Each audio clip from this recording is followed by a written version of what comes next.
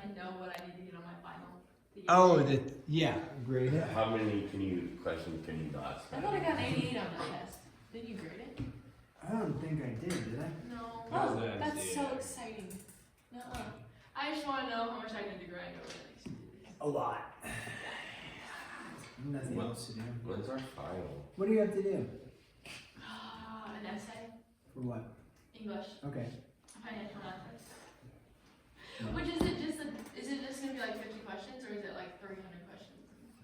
I'm gonna 300.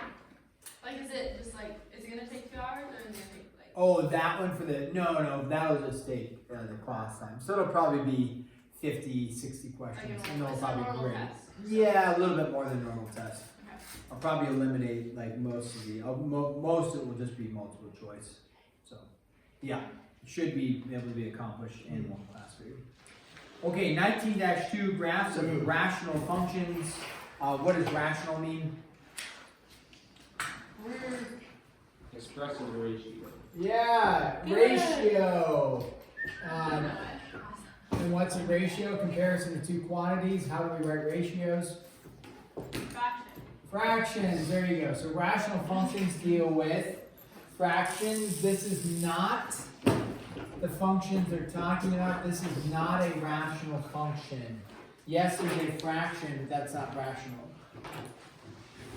At least in terms of a rational function. That's a linear function. Rational functions, so that's x is in the denominator, right? So something like this, 1 over x, that would be a rational function. Okay, so there are, we're going to talk about the graphs. And obviously, if you were to graph a function, you could, Desmos, plug it in, hit enter. Calculator, plug it in, hit enter. That is not our goal. Okay, yeah. So our goal is to analyze. Let's look at one here. Let's say I have x over x minus 2. Again, y equals f of x. It's the same thing. So if we were to look at this rational function, our goal is to understand how to graph it and why it looks the way it does and all the parts of it, rather than just hitting it on a calculator. So when we go to graph rational functions, you're going to see the variable in the denominator. When you have the variable in the denominator, a red flag occurs. Doesn't equal something, right? So what we're going to be looking at, you don't have to, if you're taking notes, you don't have to draw this, but when you have rational functions, there will be some sort of, vertical, what we call a vertical asymptote. There typically is some sort of horizontal asymptote. Sometimes it crosses the, sometimes it'll cross the x-axis. It looks something like this. So we're going to be looking for a few different things. We're going to be looking for algebraic methods to be able to graph this and analyze it and talk about x-intercepts, talk about vertical asymptotes, horizontal asymptotes. And when we looked at horizontal asymptotes, that's what we were working in 19.1. What do you look at when you're looking at horizontal asymptotes? You're looking at the limits. Yeah, the limit as x is approaching negative infinity or infinity. That's what we're looking So at. there are no limits in this There's no limits. chapter, or this. No, we'll talk about the limits. Okay. So yeah, you can graph it and then just draw the graph, but our goal is to show algebraically how do we graph something and understand why it isn't crossing somewhere or why it is going out towards somewhere. So if you go to page 726, there's procedures for graphing the rational function f of x over g of x. Okay, so let's go through these, and let's do it for y equals x over x minus 2.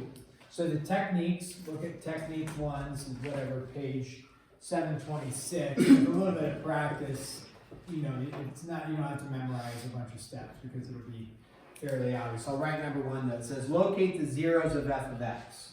Okay, what is a zero graphically? Where it crosses the x line. Yeah, it crosses the x-axis. So we are looking for the zeros, so we're looking for the x-intercepts. How do we know where this crosses the x-axis? Plug in the 0 to the y. X. Oh. Y. 0 for the y, right? So, okay, the zeros, you would say 0 for y. When you have a rational function, the really nice thing to do is, how do you figure out what makes this 0? Look at your numerator, denominator. Numerator, right? Because 0 divided by anything is 0. So in this case, we just look at the numerator. We don't need to try to figure out how to cross multiply or anything like that. Just look at that. What if the numerator is what? It makes everything 0. So in this case, what's the 0? 0. Okay. So if you were, so then as we were going to graph, you could say, okay, I know that at 0, we know the graph is crossing. Step 2, locate the zeros of g of x. I'm sorry. I'm sorry. The zeros, the x-intercepts. I think I just kind of skipped ahead. It said step 1, locate the zeros of f of x. So you were locating the zeros of f of x, which made these, that would be referring to the x-intercepts. Okay. Number 2, because when they talk about rational function, I'm having to kind of backtrack. F of x over g of x, they're going to use this terminology. F of x is numerator, g of x is denominator. On number 2, it says locate the zeros of g of x. These values, of course, are not in the domain. Like, duh. I was looking at grass seed the other day, and most grass seed is coated with like some sort of coating to protect the seed, so then it'll help grow. But the deal is, it's like toxic if you eat it. You're not supposed to walk on it. Like, kids aren't supposed to be out there. Pets aren't supposed to be out there. Right? That's what the bag says. So it's kind of like, so then, anyways, I was just looking for natural grass seed. I just want grass seed. I don't want coated grass seed. I just want grass seed. But I looked up a bag. It said natural grass seed. It said safe for pets and children when used as directed. And then it had an asterisk and it said, used as directed. Obviously, don't eat it, don't sniff it, don't rub it in your eyes. You get the point. That's so sad, you get the point. That's its intended purpose, is to grow grass, not to like be consumed. Not be eaten. So it's safe, just don't eat it. I don't know. Maybe it's really not safe. Is this table safe? Yeah, I don't know. Anyways, this is, of course, it's not in the domain. You're like, what's domain? The domain. The numbers you can't plug in. So what we're looking for is, right, we're looking at the denominator, we're looking at the zeros of the denominator, g of x, and these are not in the domain. So x can't equal 2. You're looking for what it can't equal. So what we know is, now, they keep going, they say, usually vertical lines through these values are asymptotes. If f of x and g of x have a 0 in common, however, reduce f of x and g of x to lowest term before determining vertical asymptotes. Sounds a little confusing. We actually talked about it when we were discussing continuity in 1991. So here's the point, is that if your graph looks like this, and then on your graphing calculator, it wouldn't show this, but there would be like an open circle like that, right? So what we know is that, okay, at x equals 2, there's a domain error right there. But if the limit is coming to here and the limit is coming to there, then this is not described as a vertical asymptote. A vertical asymptote would be described as where your graph would go up like that, and then like down like that, where it's going towards the value, then it either goes up to infinity or down towards negative infinity. That's a vertical asymptote. So if your graph looks like it's just going continuously through there, like on your calculator, it would do this. Calculator would, it would show this graph. Calculator would show this graph, even if x couldn't equal 2. But you would know it can't equal 2 by, doing an analysis like this. So the point of this is what we call removable discontinuity. This is just discontinuity. How do you know if it's removable? Well, it's removable if your function, let's say your function looked like this, like x times x minus 2 all over x minus 2. If your function can cancel, then yes, it can't equal 2. However, your graph is going to look like a continuous line on your calculator. Okay, so if it does cancel. When we look at the graph we're looking at here, though, does our denominator, if you will, cancel and get removed? No, it just stays. So what we're expecting is, we're expecting this type of graph. That when you plug in a value at close to 2, you're going to be going to infinity and negative infinity. So that's our guess, is that it's not removable because you can't factor anything and have it cancel. So what we're expecting is a vertical asymptote right there because it's not factorable, it's not removable. So when we look at this, we're expecting our graph, it's going to go through here, and then we're expecting a infinity, and then a negative infinity, or a negative infinity, and then a positive infinity, something like that. Now, without a calculator, you can analyze that, which way it's going, and it might be in the next technique, so let's keep going before we analyze that.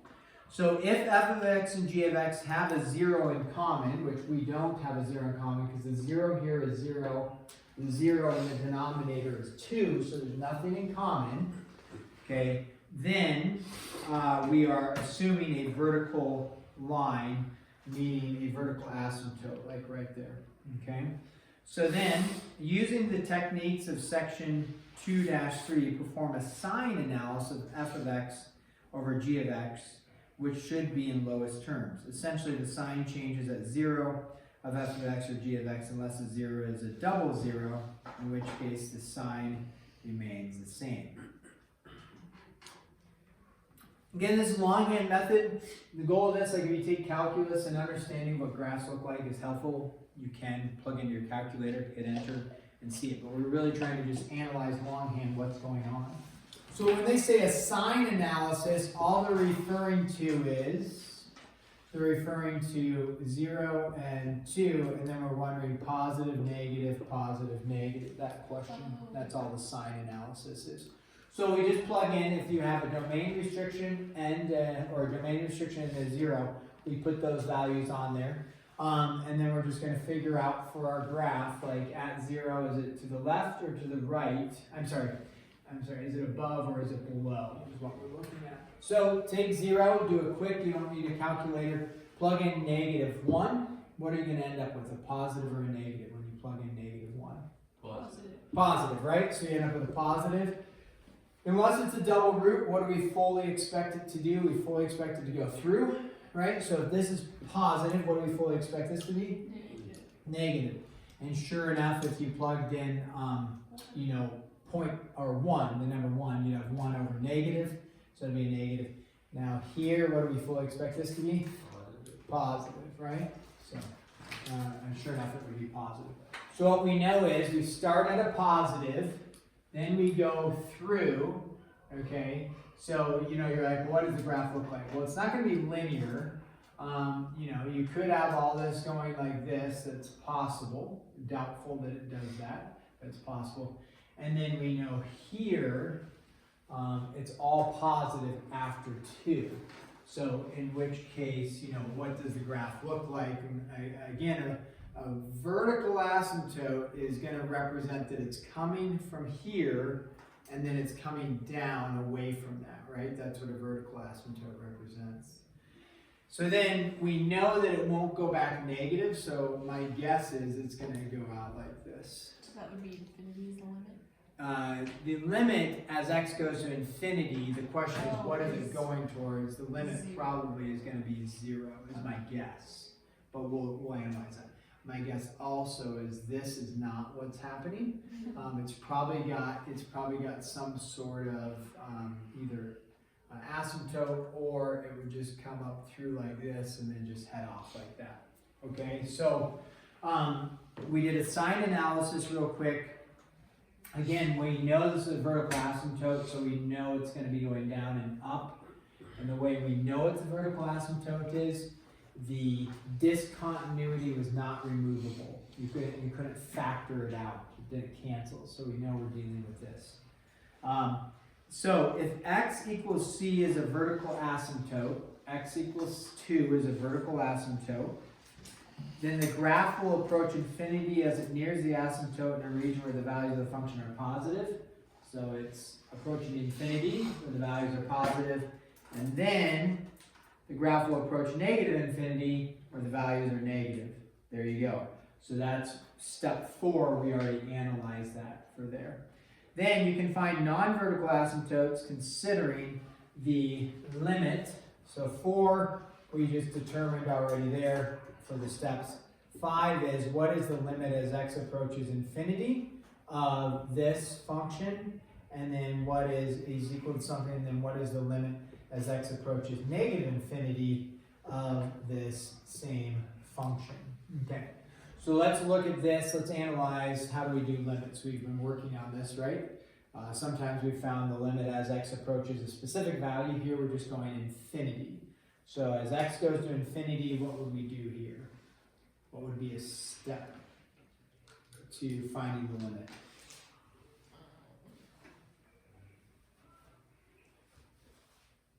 Plugging in 1 over x, or multiplying by 1. Yeah, multiply by 1 over x, yep. And so you can multiply everything by 1 over x. Maybe I should have left a little space, but you'd have 1 over, I'm sorry, it would be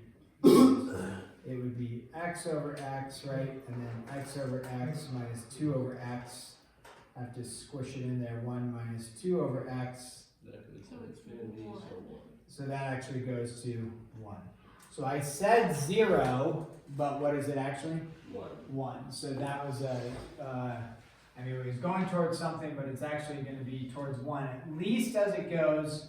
So like if we analyze the 1 here, and I put a dotted line just so we don't cross it, it would come down like this and then go out like that, okay?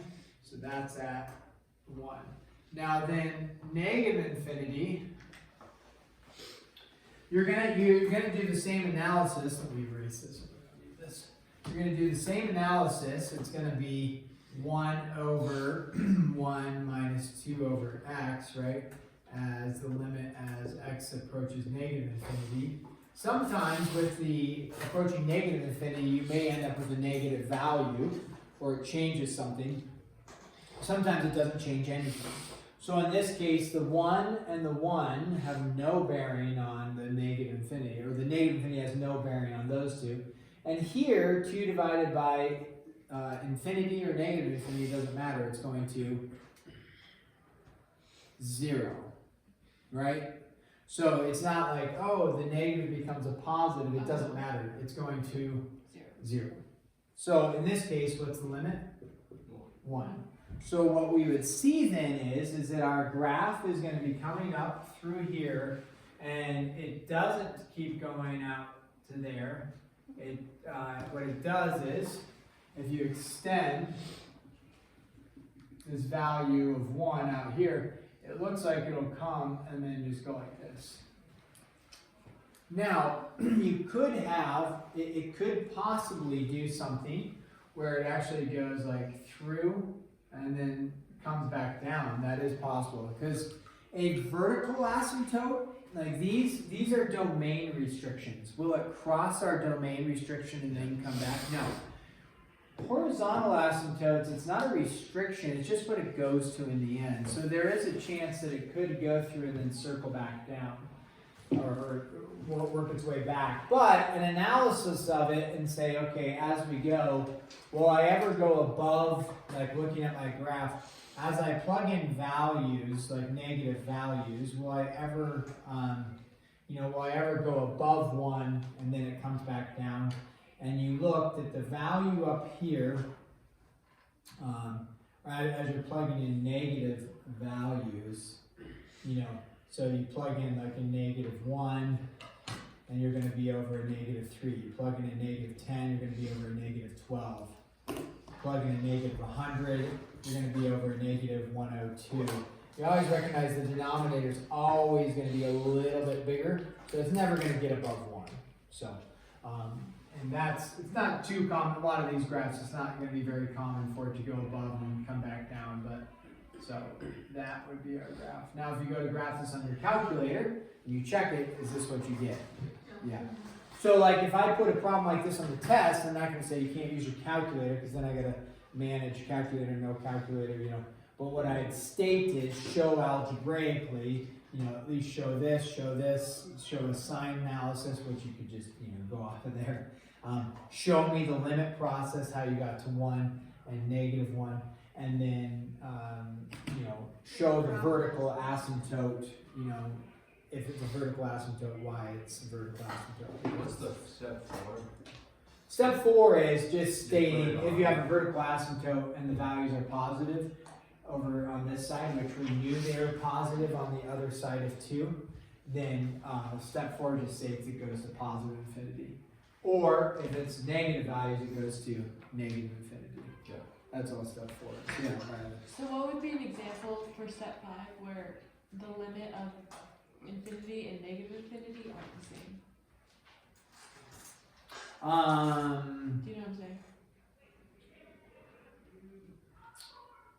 Yeah, usually they are the same. I'm trying to think of an example. I mean, I've worked with them before where they aren't the same. What would make it not the same? Where this would be, you might have x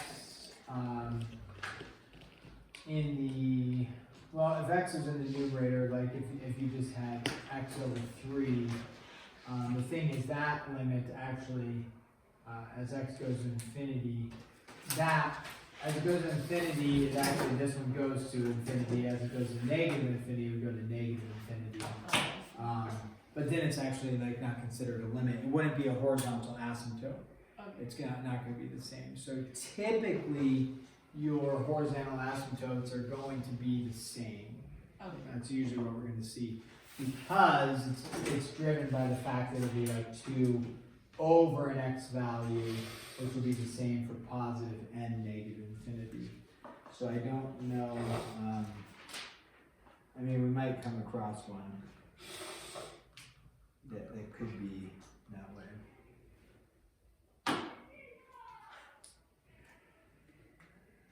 Okay. Let's take a look at just a couple, maybe 1 or 2 more. Let's do this one, x squared minus 16.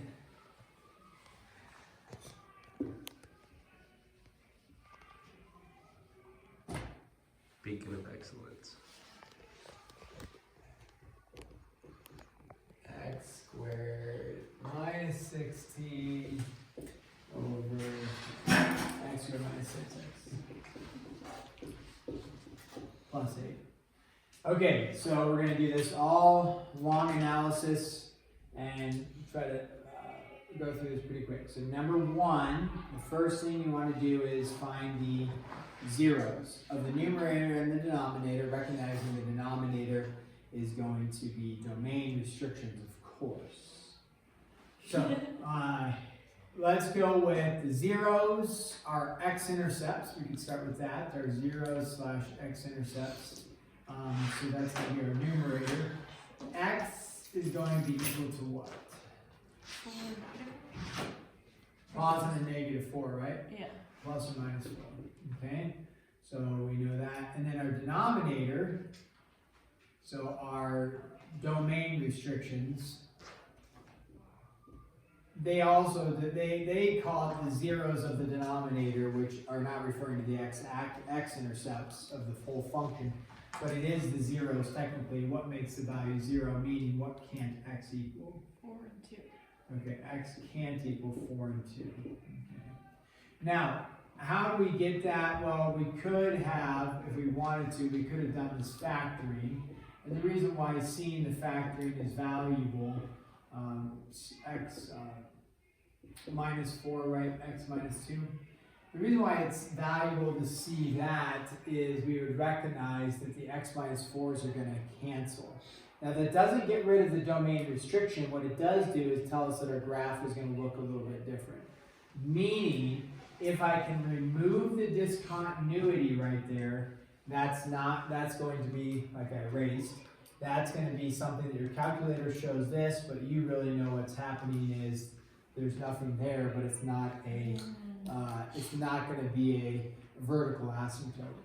Okay, so there we have our zeros are across the x-axis, except we recognize that one of those zeros, it won't actually touch the x-axis there. Okay, so that's step 1. We can graph it in a second. Step 2 is, that was steps 1 and 2, I guess. 1 and 2 right there. Step 3 is the sign analysis. So the sign analysis, you take all zeros of the top and the bottom. So you're going to go -4 you're gonna go out to 4, I'm sorry, 2 and then 4. And so when we plug in a -5, we can use, it's sometimes nice to do it in the factored form because you can quickly analyze negatives or positive. So if you plug in a -5, you're going to end up with a negative and a negative, which will be a positive, and a negative and a negative, which will be a positive. So you end up with a positive. Then if you plug in 0, you get a negative and a positive, a negative and a negative. So you got 3 negatives, so negative. Plug in 3, you get negative, negative, positive, positive. So it's positive, and this is all tracking. And then you plug in 5. Now this is interesting. Positive on top. If you plug in 5, what do you get? All positive. Now that's at which point you say, oh, there's some sort of double root going on, which is there an x minus 4 and an x minus 4, yeah. So that would make sense. You could double check it and say, did I do it correct, just to confirm it. And we would analyze and say, yeah, we did it correct.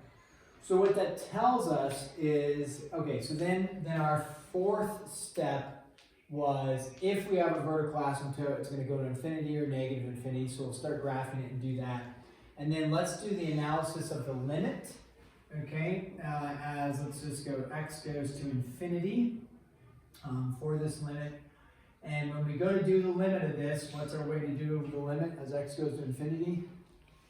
1 over x. Wait, what do we do? 1 over x squared.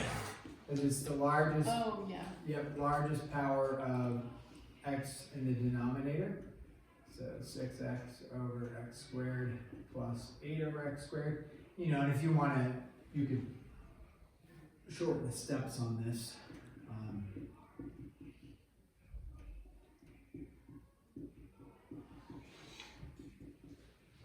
Okay, so then we look at this. If I did it correct there, 1 minus 16 over x squared, 1 minus 6 over x plus 8 over x squared.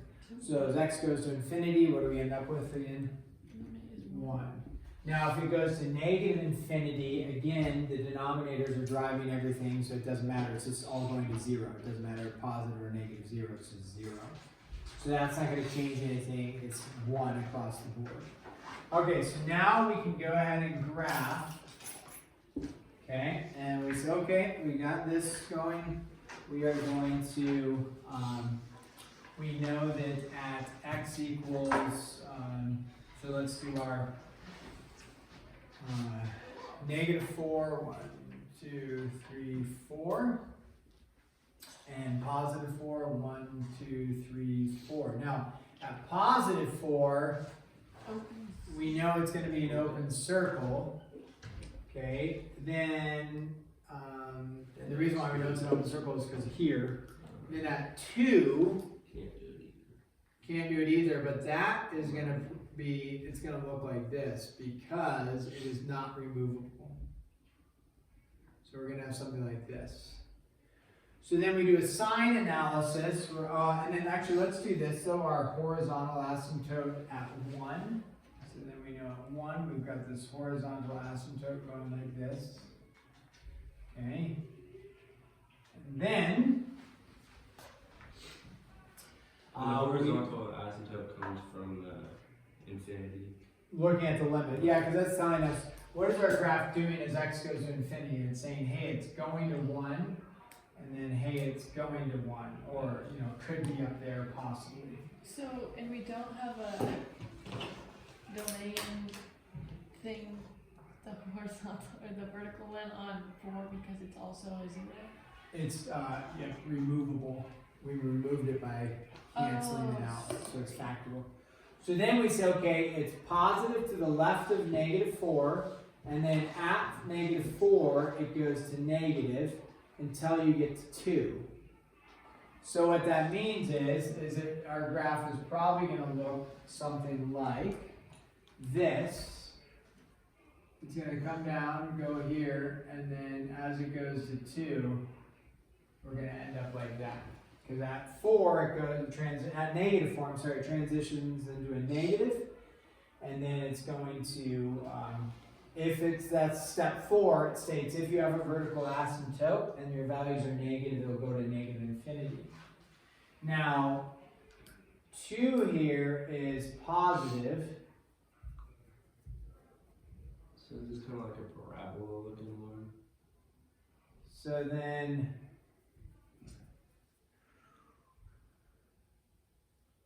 this would represent positive infinity, right? Mm-hmm.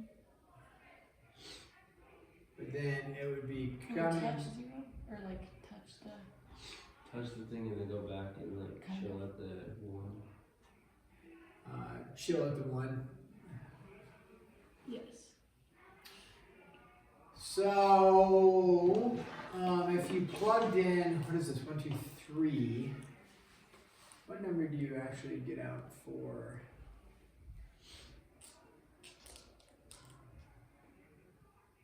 If you plugged in 3, I mean, we could plug in values on our calculators, no problem. I'm just saying, if you plugged in 3, it would be 7 over 1. So you would get out, okay. Just cancel, I'm trying to think. If you plug in something really close to 2, just to confirm it, 2.001, right? If you plug in 2.001, you're gonna get out like 6, but then divided by a really tiny value which inverts and multiplies it, so you're gonna get out a really large value. The smaller the value up here, the larger the multiplication because of the flip and division. Okay, so that works, and then what happens when you plug in, what is that, like 3.9?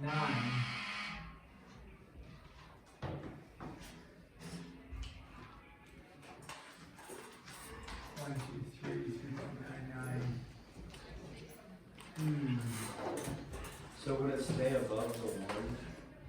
Just not. Yeah, I think it's going to stay above the 1. But it's Yeah. not at the 2, or at the 4, it's not, just gonna have no answer. Because if you plugged in 3.99, it would be like 7.999 all over 1.9999, which is going to keep it above. It's not going to go down that. It's not going to go down this far. Something's happening there. Yeah. Word. So maybe with a little more analysis, but that's the general idea. See you coming, and to do those, you can definitely confirm or graph with your calculator or Desmos or something, but being able to do the analysis for a problem would be necessary.